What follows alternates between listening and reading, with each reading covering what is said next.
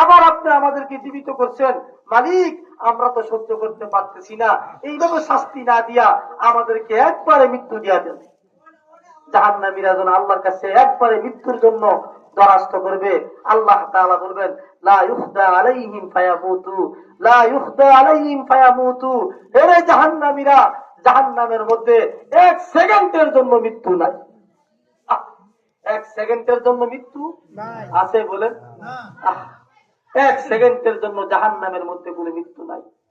তখন জাহান্নামীরা আল্লাহর কাছে 2 নম্বর দরখাস্ত করবে, মালিক যদি আমাদেরকে একবারই মৃত্যু না দেন, তাহলে আমাদেরকে মাসে 1 দিন, বছরে 1 ঘন্টা, সপ্তাহে কয়েক মিনিট একটু বিশ্রাম থাকার সুযোগ দেন না।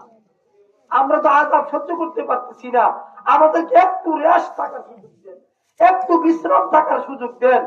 তখন আল্লাহ তাআলা বলবে জাহান্নামীদেরকে, ওয়ালা ইউহাসসাবু মিন আযাবিহা, হে নাফরমান, হে জাহান্নামীরা, জাহান্নামের আযাব 1 সেকেন্ডের জন্য বন্ধ হবে না। কপাল পোড়া, 1 সেকেন্ডের জন্য জাহান্নামের আযাব বন্ধ হবে না, হবে না, হবে না। তখন